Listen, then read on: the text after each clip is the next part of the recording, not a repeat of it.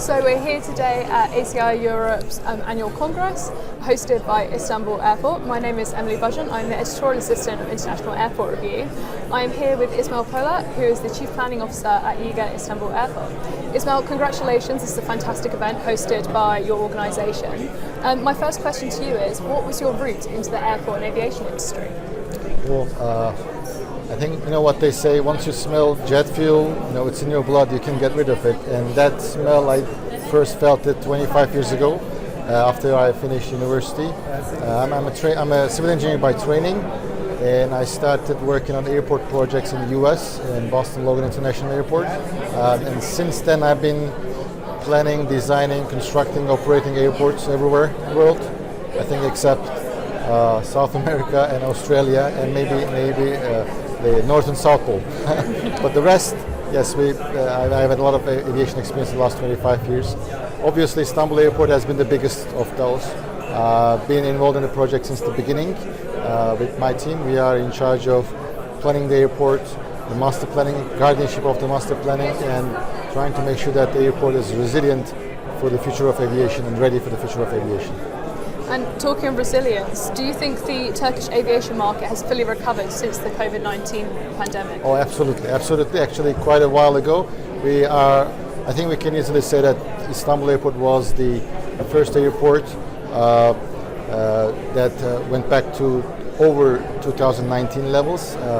We were COVID-free, if you will, back in December 2022. So all entire 23 was a new year for us. In Turkish aviation, when you look at the entire aviation system itself, the Turkish Airlines and other airlines and airports, we all recovered fully in 2023, and the future is looking quite strong. Yeah, and speaking of the future, is there an innovation you particularly like to see over the next decade? Oh, a lot of it. There are a lot of innovative ideas in aviation. AI and ML is getting into aviation more and more. Digitalization is a key of all of these innovative ideas. We are seeing new entrants like the VTOLs, electrification, hydrogen, so many innovative ideas happening. It's tough to choose one, but I really like to see VTOL operations starting in an airport environment, connecting the airport to the city and really make it a true mobility. So I'm looking forward to that. I know, you're pretty cool. What is the biggest challenge facing the aviation sector right now? There are a lot of challenges. I'm not sure which one is the biggest, but the risk of those challenges changes depending on the time. But we're talking about environmental impact, we're talking about sustainability, we're talking about the costs, the fuel, emissions, resource, trying to find the right people at the right time with the right talent.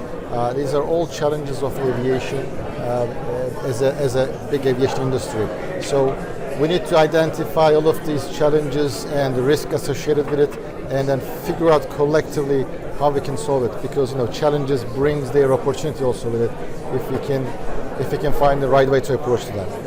Turkish aviation is truly expanding and receiving a lot of recognition for its place in the market, and I think this event has been a little bit of a celebration of that. iGA Istanbul has grown in recent years. Do you see that trend continuing? Well, Istanbul and Turkey itself has a very important role in aviation. It comes naturally from the location. Throughout the history, Istanbul was always an important place. And in aviation, we see that in the last decade and a half, there was always a stronger growth compared to the Europe or world averages. And Istanbul Airport stimulated that growth even more with a new capacity brought into place. Turkish Airlines, Pegasus Airlines, all are bringing and enjoying that growth potential, and they're trying to maximize it as much as possible. And we're seeing that also. Last year we had 76 million passengers. We welcome at our airport. This year we expect it to reach 85 million. And about 2030s we'll hopefully reach 100 million, and 2040s 150 million. So the growth trend is obvious out there. Demand is out there. As you see in the discussions today, there is a strong demand happening everywhere.